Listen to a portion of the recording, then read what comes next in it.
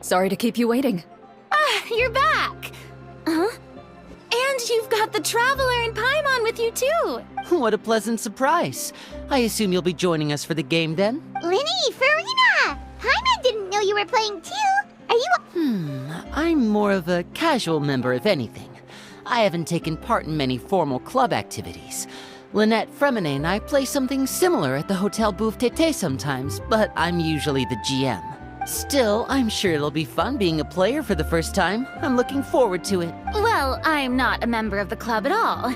Claran simply woke me up first thing this morning, said there was a good script worth experiencing, and asked if I wanted in. If you're interested, I can give you a referral. That should give you a 40% discount on membership fee. I think I'll wait to see how this experience plays out first. Especially, Do you participate in a lot of tabletop troupe activities? You could say that. She's actually one of the few senior game masters of the troupe. right. I knew about that even when she was still my subordinate. It's nothing. Really, just a small hobby of mine. Wow. Paimon's so used to seeing you be all upstanding and intimidating as the champion duelist. It's kinda hard to imagine you role-playing with a bunch of friends. Surely you jest. I would never intentionally make things difficult for my players. I maintain a clear boundary between my professional and personal lives. But in my personal life, I'm just an ordinary person. Well, you say that, but for all the time I've known you, I don't think I've ever seen you cry. I've seen you get angry, sure, but... No. I was probably in work mode during those times. Is that so? Well, in any case, I just feel like even in your personal life... So you want to see me cry? That might be a little difficult. A show of anger, though. No, that's...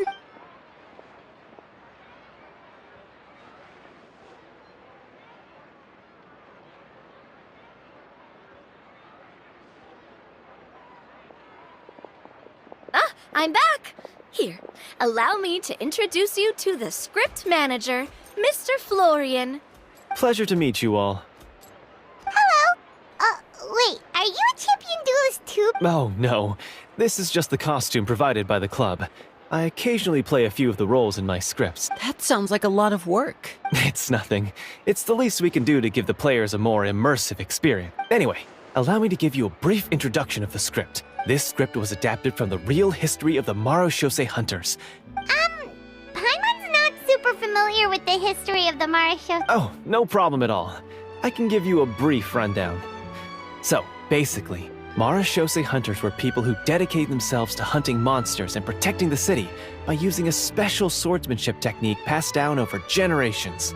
Their story can be traced back to the ancient Remurian dynasty, as well as the first hunter, Cassiodor.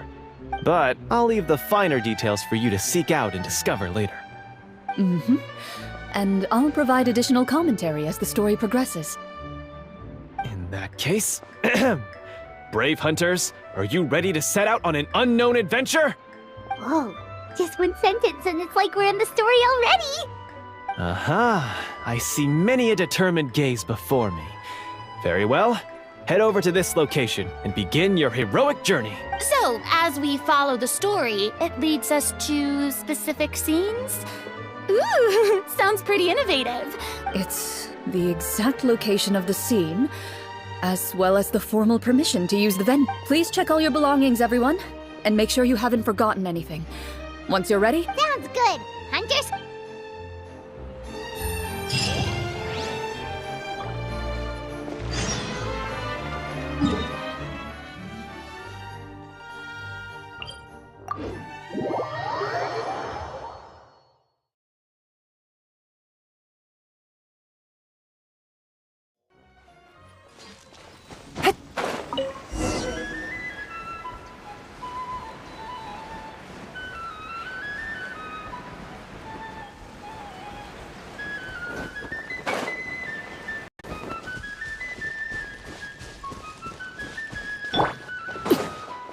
Lay bare. One with nature.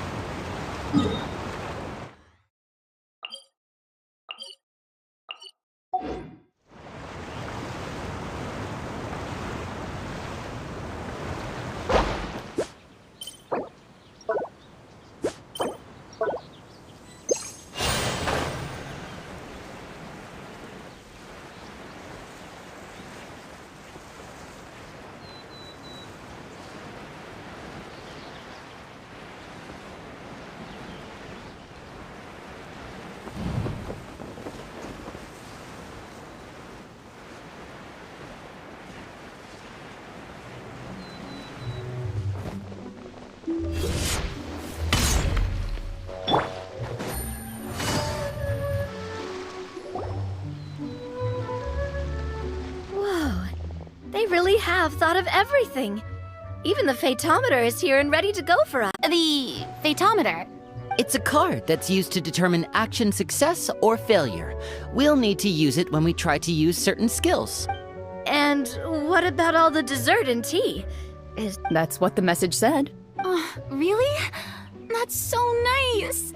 Those snacks have Paimon's name written all over them. I think you might be more of a snack hunter than a Marashose hunter, Pai. Snack Hunter Paimon reported for duty. If there are delicious snacks to be found, Paimon will track down every... The desserts are great. But I'm still looking forward to the story more than anything. Very fair. Then, let us begin. First, please pick up the blank character cards in front of you and write down your name and profession. You can find an abbreviated version of the rules printed on the back of your character card. If you have any questions, feel free to ask me. In this story, everyone is a Marashose hunter. To reflect this, the club has prepared a small badge for everyone. Ooh, nice. As hunters, you have proficiency in swordsmanship and fighting by default, so there's no need to allocate any additional skill points to those areas. Swordsmanship? So there's a fighting part to all of this? Paimon's not sure she can do all that on her own. Maybe... Why don't you share a character card then? The Traveler will be the Marashose hunter, and you can be his little floating assistant. Kinda like in real life. So, for the name, do I fill it out with the name of my character? Yep. It can be any name you like. You can use your real name too if you want. I do that whenever I get too lazy to think of a new name. Oh, so it would be like experiencing a different life. But still... In that case, I think I'll continue to use... Next up is the skill sheet. You have a limited amount of skill points that you can use to learn a number of skills. I'll take persuasion and Oh, those skills sound like they'd be useful for gathering intelligence. So, should we also take those skills then? Not necessarily. Since we're working together as a team, we could leave the negotiations to Navia and use our skill points to pick up other useful skills. For example, I think I'll take stealth and sleight of hand. Oh, interesting. I wasn't thinking about it like that. I suppose it's not... Let me see. I'll take arts and perform. Well, that leaves us. What do you want to learn, Traveler? Oh, something that'll help you get a read on other people's thoughts. Sounds useful. Ooh, so you want to help people when they're injured. So what do you think? Are you sure you want to learn these 2 skills? Sure, what do you want to learn? Oh, something that'll help you get a read on other people's thoughts. Sounds useful. Ooh, so what do you think? Are you sure you want to learn? Let's see. Oh, looks like you each have enough points to choose one final... You've all picked such classic skills. It's fine to go a little bit out of the box, you know. Why do I get the feeling she's getting ready to cause trouble? For example, this one here. Summon. Doesn't it sound super mysterious and cool? Oh, I saw that one just now as well. The description says, this skill can be used under certain circumstances to summon characters or creatures that fit the script's world. The script's world-building rules, huh? But how are we supposed to know what a Marashose hunter can summon? Oh, that's not for us to worry about, my friend. Just learn the skills that interest you, and the GM will take care of the rest. All right, you've convinced Paimon. Let's learn summon then. Paimon can't wait to see what kind of things she'll... Well, now that everyone's more or less finished creating their characters, we can begin.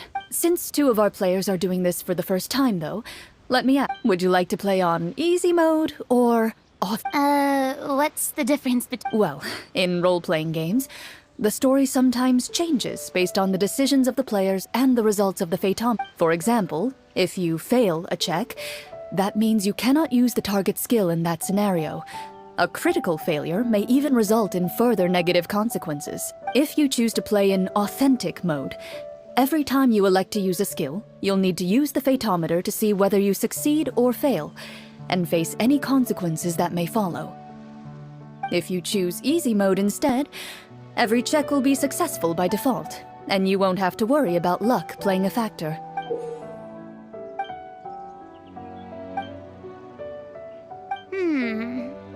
Given that I'd like to focus on the story, I suppose I should pick...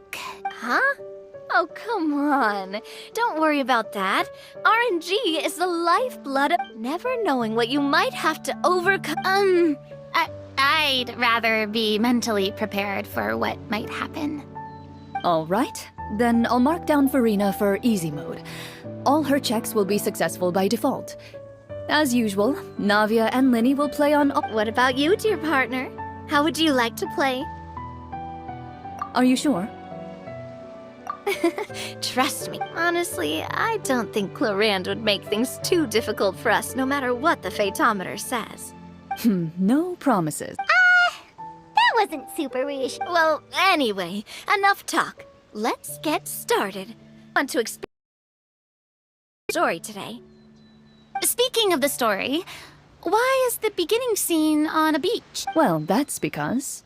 a long time ago, back when human civilization was still in its infancy, powerful demons and evil sorcerers ruled over the land. They created a host of monsters and sent them to slaughter all humans in existence. Soon, a group of human rebels banded together. With their swords raised, they swore to brave the darkness, and in doing so, subdue each and every monster that sought their destruction. They became known as the Marachose Hunters.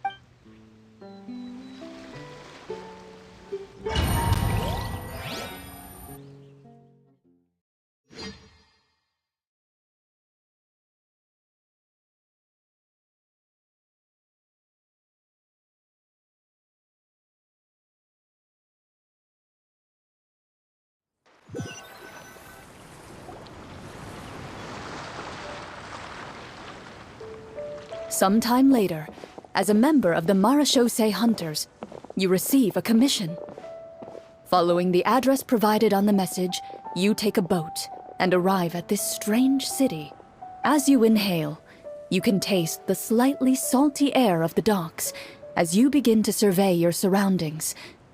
There aren't many people in the vicinity, but you do take note of a few others who, like you, seem to be sizing up this place. Your eyes meet, and you realize these people are fellow Marachose Hunters, likely led to this location after receiving the same commission as you. You're all Marachose Hunters too, right? Allow me to introduce myself.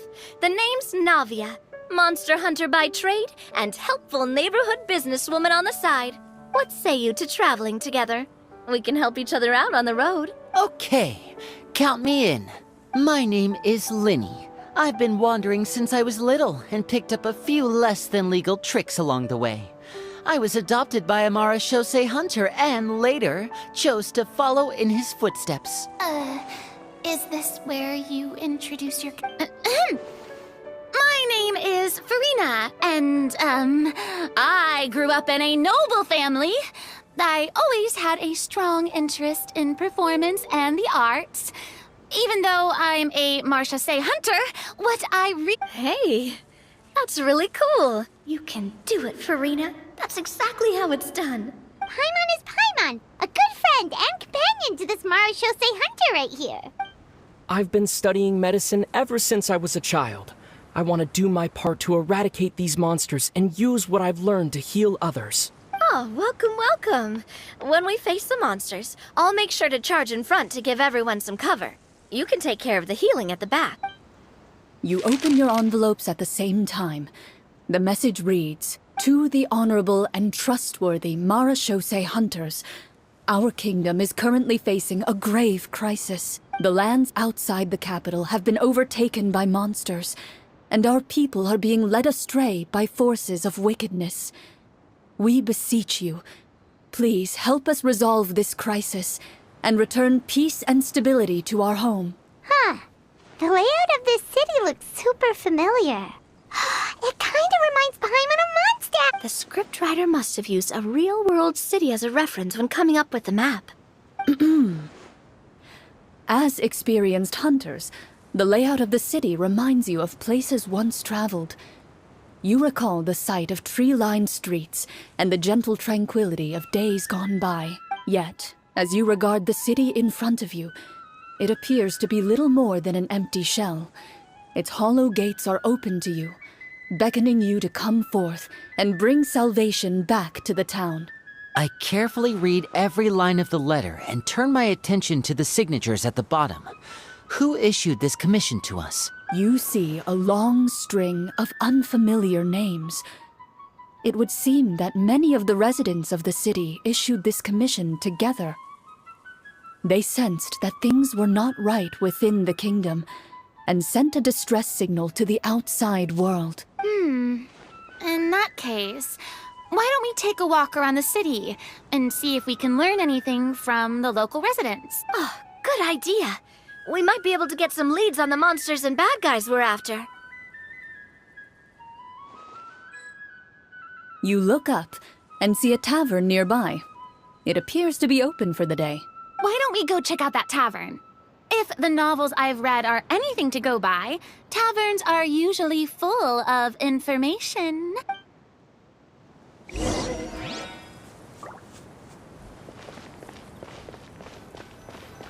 As you approach the tavern, you find a plainly dressed woman standing nearby. She appears to be rather troubled about something.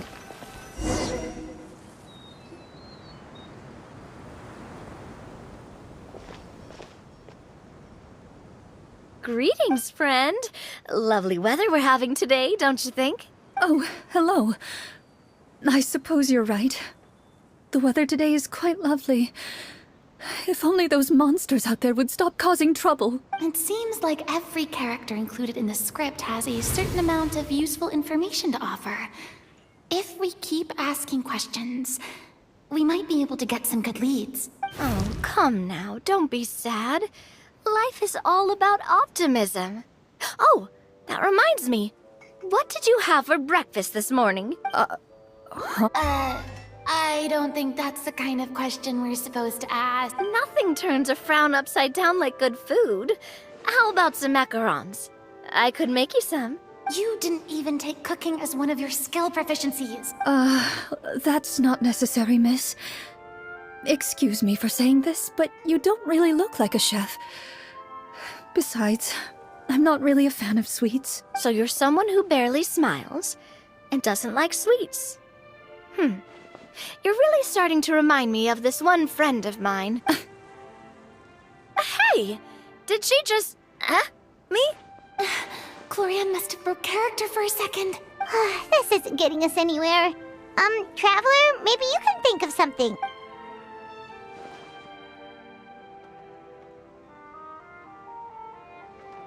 The results of insight checks aren't disclosed to the players, so I'll be the one consulting the fatometer.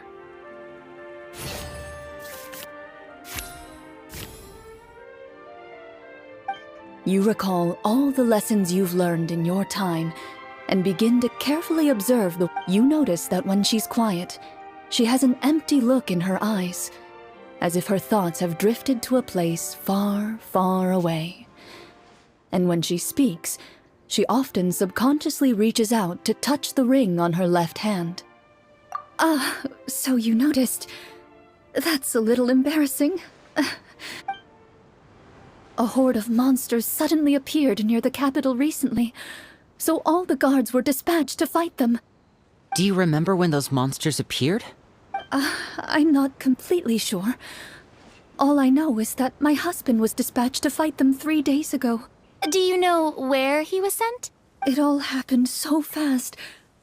When we said our goodbyes, he couldn't even tell me where they were sending him. You have our thanks, friend. We'll find and defeat those monsters as soon as possible. We sincerely hope your husband will be able to return to your side soon. Oh, thank you. Don't worry. We'll find him. Just try to remain optimistic and wait for good news.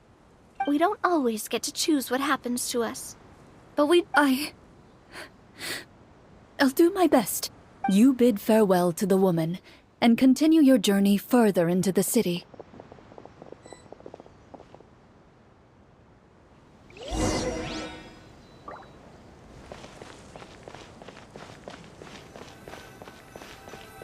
As you venture further into the city, the streets appear largely empty.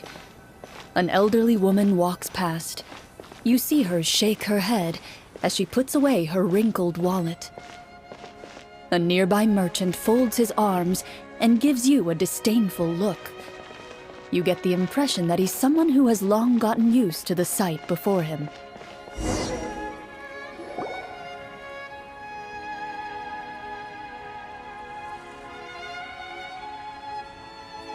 Although he doesn't seem very friendly, merchants are usually a good source of information, right? Pardon me, sir. I'd like to ask a question if I may. That depends. How much are you willing to pay? How about this much? What do you take me for? Some lowly beggar? You can't even buy half an onion with that amount. Surely an onion can't be that expensive. What do you know? War's nearly upon us. Everything costs several times what it did before. If you're not gonna buy anything, then scram. Whoa, what a nasty guy. Maybe we shouldn't even bother talking. But he still might have information we need. Traveler, can you think of something? Okay, while everyone is talking, I secretly use my magic props to summon a bottle of wine without the merchant noticing.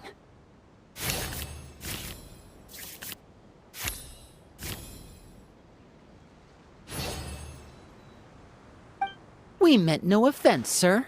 Here, allow me to offer you this bottle of vintage wine, made only from the finest grapes.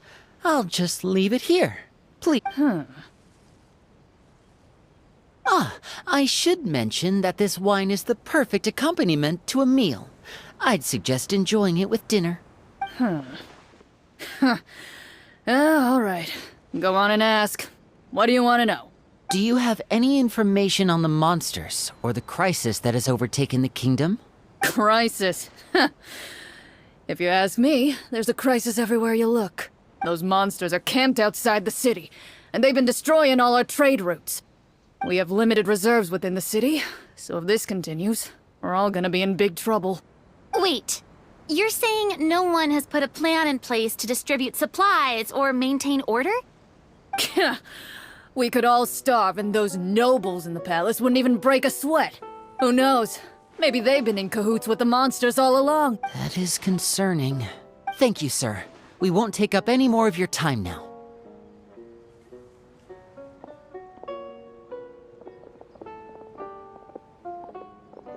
Hey, why did you leave in such a hurry? Well, you see, that bottle of wine was just a cardboard prop. Should we try to go somewhere with more people? Oh, how about the city square? Follow me. It doesn't seem like there's any information to be gained from the area up ahead. You conclude that this area is best left unexplored at this time. Before you lies the city's central square. You see a man with a slightly anxious look on his face, pacing back and forth, his head hanging low. He doesn't seem to notice your approach. Still immersed in his own thoughts, he shakes his head and lets out a long sigh. This guy seems promising enough. Maybe Hello, sir. Is there anything I can do to help? Oh, wait, you're... I'm... Oh, dear goodness! You're Amara Shose... You recognize us? Ah, are you one of the people who wrote the commission letter? Yes! Oh, I didn't expect you to actually come. Oh, what great news! The city is saved! What happened here? Alas, we once lived comfortable, carefree lives. This city used to be free of monsters. The first Marashose hunter, Casiodor, the Golden Hunter, he was the one who drove them back. However, monsters have once again surrounded the city. Perhaps the seal that kept them at bay has lost its power. Or perhaps an evil sorcerer has been meddling in our affairs. All I know for sure is that their return has stripped this city of any chance. Are there not enough soldiers to drive? It's not a question of numbers. The guards simply have no idea. Most people my age have never even seen one of the monsters, much less been trained to fight against them. What's worse, many of us don't even know the history of the Marashose hunters anymore. When I was a child, though, my grandfather would tell me stories about how the Marashose hunters drove back the monsters. To be perfectly honest, I was starting to think all those stories were just tall tales. But now that I've seen you in person, I finally know that it was true! Well, you can rest easy, friend. The righteous and formidable Marashose hunters are our— The man is touched by your determination and resolve. His eyes Still, if we are going to hunt the monsters, we need to know— all I know is that the area outside the city is dangerous. I'm afraid I can't point you toward a specific location. Oh, although, if you leave the capital through the main gate and follow the road, you should run into a group of guards. They might know more about where to find the monster. I see. We'll go look for them then. All right, be careful. Oh, and one last thing.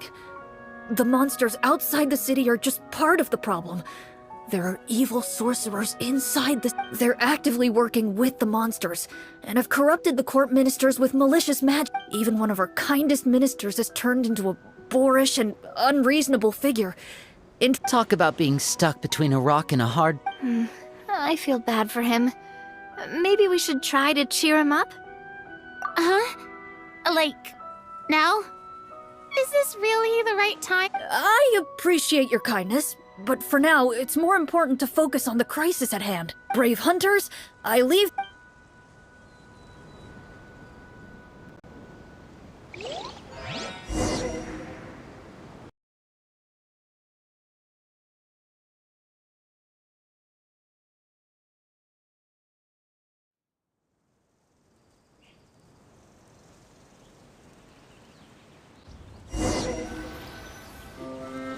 If I understood correctly, there are currently 2 problems in the kingdom that need solved. Exactly.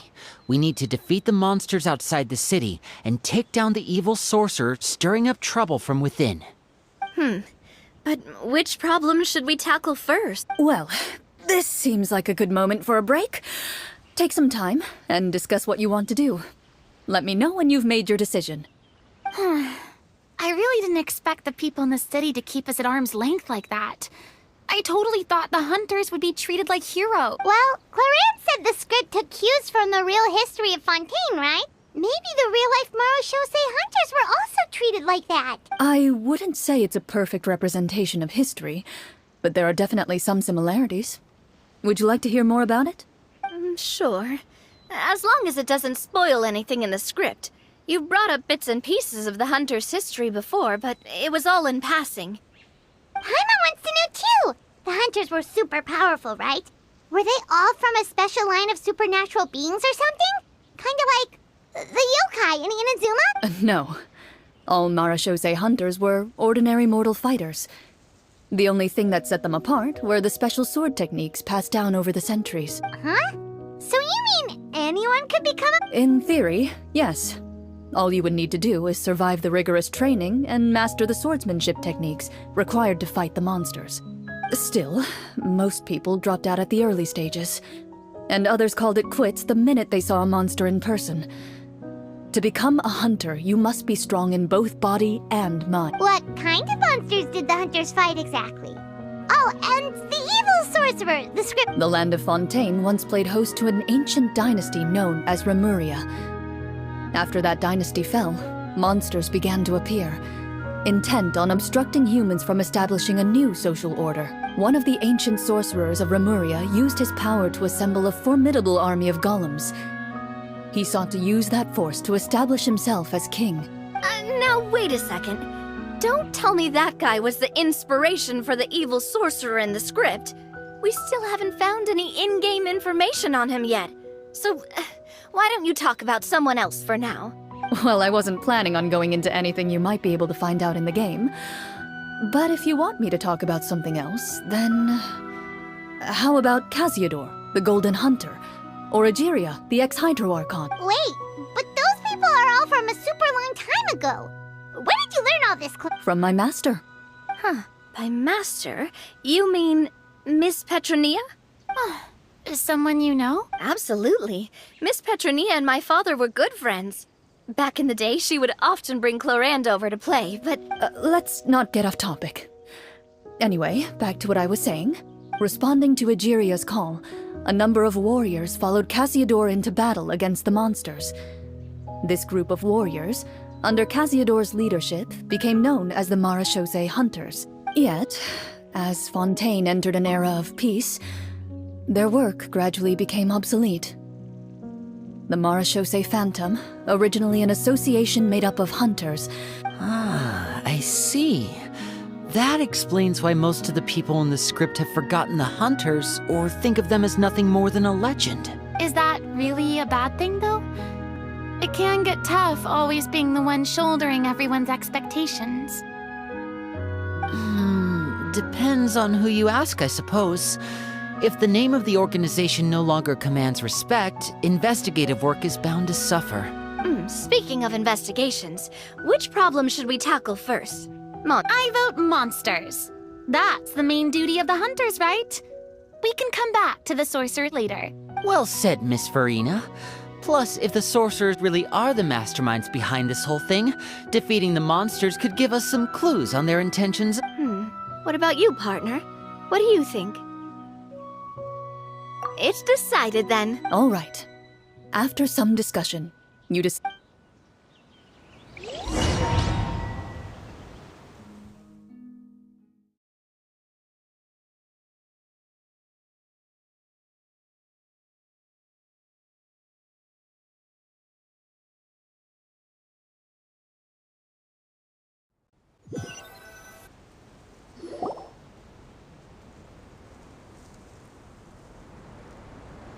Let's take a look around, like that guy said. You there! Outsiders, halt! Who's there? An armored man approaches you. He has a tall, muscular build. Although he's trying his best to conceal his current state, his uneven gait and the sweat. I'm the captain of the guard. I saw you sneaking around the city earlier, so I'll state your purpose, or it's off to the dungeons for the lot of you. Wow, it's been a while since someone's been this suspicious of us. I said talk, not whisper between yourselves. Have you ever heard... Marechaussee Hunters? Ha! That fairy tale, you mean?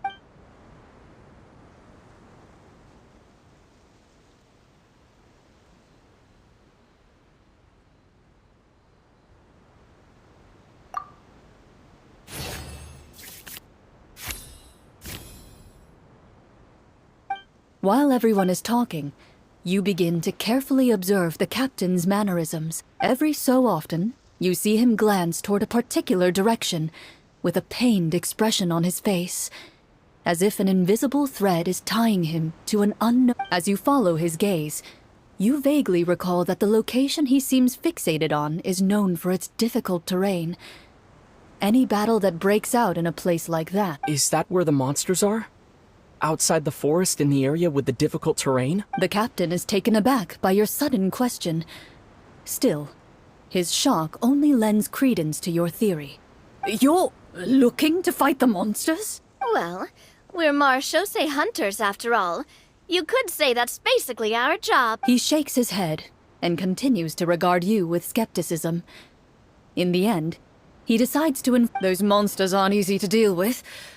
But if you insist, I just hope all the guards will be able to come back to their families alive.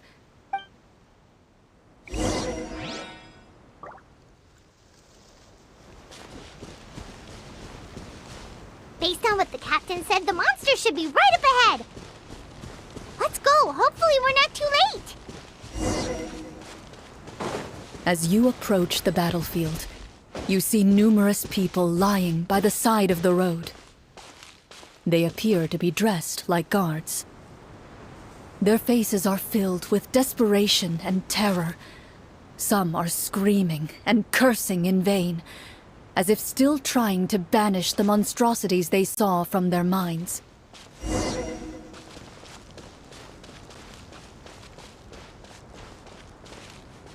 A few of the wounded look up at you in shock and disbelief. Quick, leave this place. Turn around and don't look back, they yell.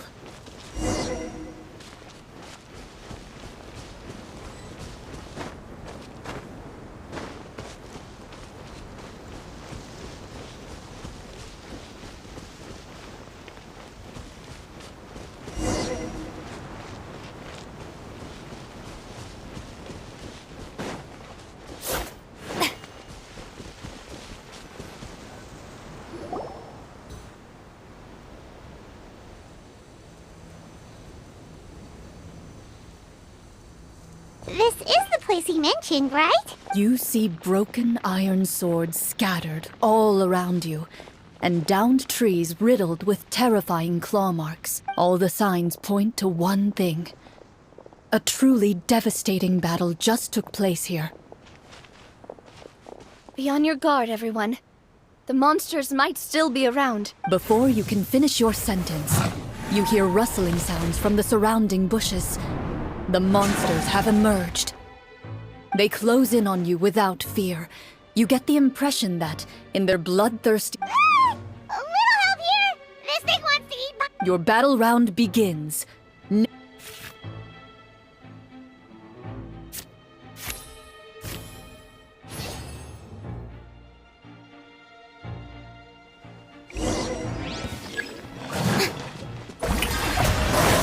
the world come alive!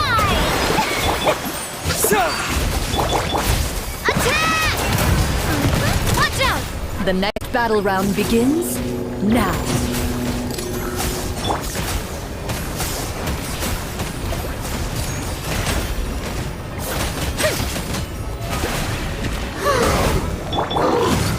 Hey there!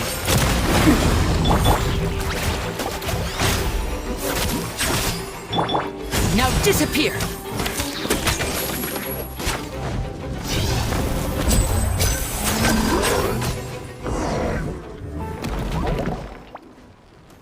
The monsters let out a terrifying roar of anger and resentment before dissipating into thin air. Ugh, thank goodness it's over. We're lucky the Marashose Hunter class came with all those preset skill points.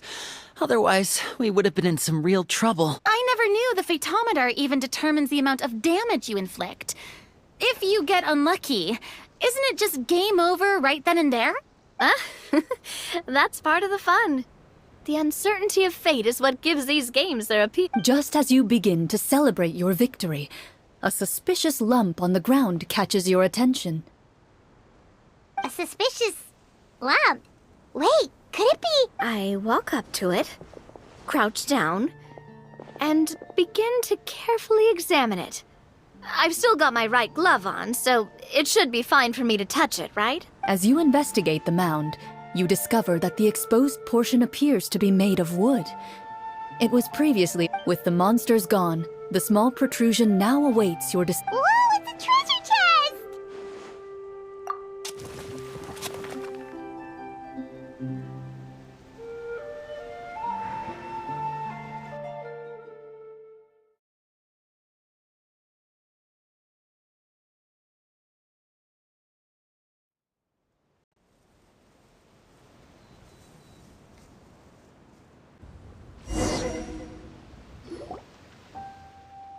With everyone's help, you successfully excavate the wooden chest from the ground, even without opening it. You can tell from the mora and jewels scattered around the chest that it must contain quite the fort. Makes sense. We worked hard for this. Let's open it and we can share what's inside. I can understand your excitement, Paimon, but think about it. Doesn't it seem like... Yeah. Think about all the people suffering in the capital. Or all those guards who got hurt Wait, is that how it works? Paimon thought since we were the ones to dig it... Well, let's put it this way. Any decision you make during a role-playing game can impact the future But would the people really believe us? It's hard enough for us to prove we're Marshose hunters. What if they think we procured the treasure illegally? That's definitely something we should consider. Maybe we can come up with an explanation. Well, if donating it could cause that much trouble, why don't we use it to buy some gear and fill up on good food? Then we'll be ready to fight even more. Looks like you're facing a difficult choice once again. Well, it's getting late. Why don't we call it a day for now? Wow! Where did the time... I'm not sure if it's because I'm having so much fun with you all or because the story is particularly enticing, but I feel like I could almost keep going. Here, here. Ooh, how about we play through the night? I'm not sure I'll have enough energy for... Yeah, that won't work for me either. Lynette will give me an earful if I get home too late. I understand how you feel, Navia, but we have to change venues for the next part of the story anyway. Huh? Another location? There's a special note for the GM at the end of this section that says to proceed to an indoor set for the next part of the script. Whoa, they really pulled out all the stops for this new script. Well, even if we end the game for the day, we can still stay a little longer and hear Cloran finish her story, right? Paimon wants to hear more about the history. Something tells me you just want to finish the free desserts before we break for the day. That's just a coincidence, okay? Besides, to Paimon, not finishing free food feels even worse than having to buy her own. And anyway, Paimon really does want to hear more about Cloran. Well,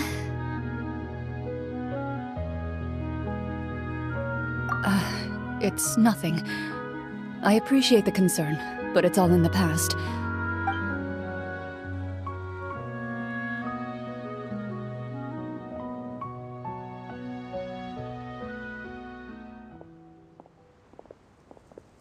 My earliest memories are of living with Master.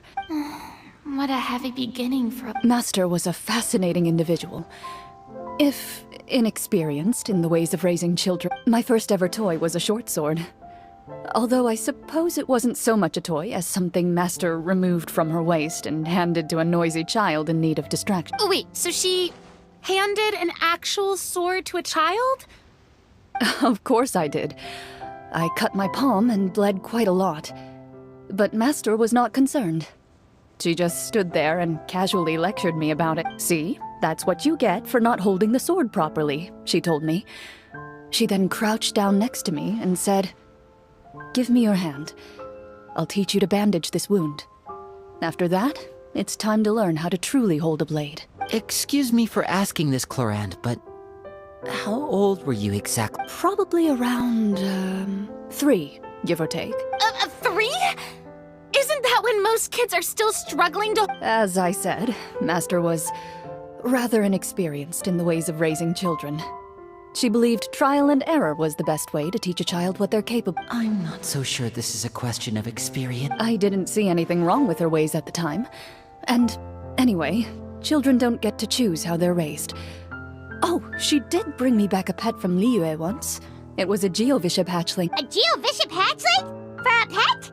That seems even more dangerous. What she said was this: make sure to get along, you two. If you really can't agree on something, just settle it with a fight. Whoever loses is the real pet. And how old were you when... 5. Well, did you win? No, I lost. So you're saying you actually became the Geovishap's pet? Yes, but only for a week. By the end of that week, I defeated it in combat, and we've shared a cordial relationship ever since. That really doesn't sound like the kind of childhood someone should have. Later on, I gradually understood that Master most likely didn't know any other way to raise a child. She was a marechaussee hunter, but I never heard her bring up her own parents. Thanks to her, I learned how to navigate the forest by the age of 6, and could hunt monsters in the wild by myself the year after that. Even though the training she subjected me to was strict, she always made sure to take me traveling when she had the time. We met many of her friends during those days. That was also how I met Mr. Callis and his family.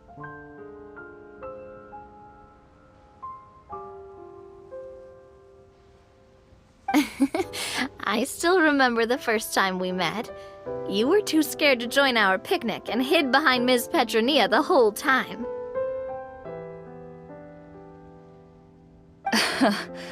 I still hadn't really met many children my age at that time, so I didn't know how to interact with others.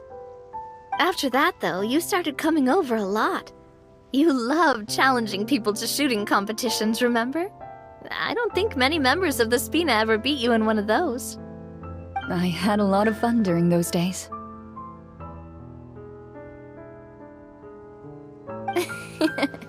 I enjoyed them too. Oh, do you remember that one time we went exploring around the Spina together?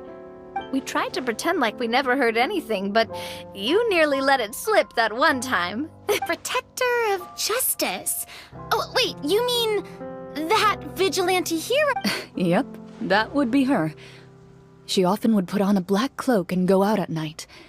I never knew where she went or what she was doing. Until, like Navia said, we overheard the truth from Mr. 20 years ago, huh? I still remember the guards leaving all kinds of witness reports about her on Nervalette's death. Oh, there's no need to apologize. You had nothing to do with it. And anyway, although calling herself the Protector of Order was a bit much, especially when she deliberately operated outside the law. Huh? When did the Protector of Justice become the Protector of... Oh, she had a bunch of code names. I heard she would just come up with a name on the spot whenever she was asked. Later on, she probably got sick of answering those questions and decided to stick to just two. That sounds like her, all right. I bet she forgot which of the two she'd use by the time she got back each night. Well, she certainly sounds like a fascinating individual with her... It's true. I always wanted to become like her. Someone powerful, independent. But... She suddenly disappeared the night I turned 10 years old. Disappeared? I have no idea. She didn't even leave a note. That night, I was celebrating my birthday at Navia's house. But Master never came to pick me up. When she still didn't appear after a few days, I went to Mr. Callus's house to ask about her whereabouts. But he only shook his head. Papa probably didn't know either. I know he sent a few people to investigate the matter in secret, but they never found any credible... Don't worry, I understand. To be perfectly honest, given Master's personality, just like how, when a... Or... I was at first. Well, despite everything, you still managed to follow in her footsteps and become... I suspect my position would be far too by the books for her. Master always did whatever she pleased. But you're right. Who knew Clorand had such an interesting past? I never had the chance to ask her about it. And I wonder... if Clorand's master were the champion duelist back then... would that duel against Miss... Oh no.